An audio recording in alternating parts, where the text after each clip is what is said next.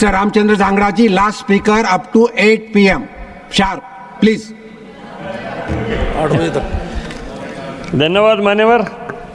समय आपने इतना कम दिया है, वो आंकड़े वाकड़े तो ये हरियाणा का आदमी वैसे ज़्यादा आंकड़े जानता भी नहीं है, क्योंकि वो एक हरियाणा के घर में चोर बढ़ गया था तो कहने लगा, वो थाने में गया, जी मैं चोर को बांध के आया हूँ पैरों से और जल्दी मेरे घर में चलो उसको पकड़ो। कहने लगा पैर बांध के आया है, यार तू अच्छा आदमी है, हाथ खोल लेगा वो, फिर वो हाथों से। बोला भी वो भी हरियाणा का, उसको भी ध्यान नहीं आएगी कोई ऐसी बात, चोर भी हरियाणा का।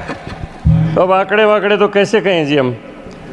मैं तो ये कहता हूँ कि कुछ परिवर्तन ऐसे होते हैं जी जो आम समझ में बहुत छोटे होते हैं, लेकिन उनका असर इतना गरीब आदमी के लिए दूरगामी होता है।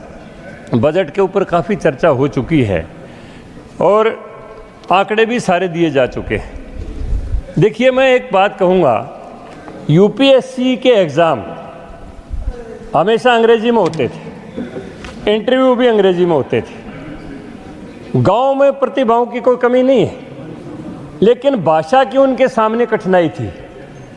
प्रधानमंत्री जी ने इतना ऐतिहासिक दूरगामी निर्णय लिया कि यूपीएससी के एग्ज़ाम में भी अपनी मातृभाषा और हिंदी भाषा को लागू कर दिया। और मान्यवर, इसका परिणाम इतना सुंदर हुआ, साधारण घरों के बच्चे आईएएस और आईपीएस बनने लगे, क्योंकि भाषा की कठिनाई उनके जो सामने थी वो दूर होगी।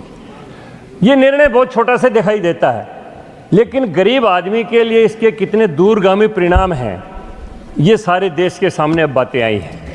यहाँ तो औपनिवेशिक मानसिकता से पूरा देश चलता रहा। तो मान्यवर, क्योंकि समय 1-2 ही मिनट है, 2 मिनट, तो चलो मैं तो एक फिर हरियाणवी मिसाल के साथ ख़त्म करूँगा बस। फिर चलो करेगा। हरियाणा में एक आदमी बीमार हो गया, काफ़ी उसको शरीर में तकलीफ़ थी, तो हॉस्पिटल में बेड के ऊपर लेटा हुआ था। नर्स आई, नौजवान थी, बड़ी सुंदर थी, और उसने उसका हाथ पकड़ के कहने लगे, ताऊ क्या तकलीफ़ है? तो कहने लगा, हाथ पकड़े रहे बस, मेरा कोई तकलीफ़ नहीं।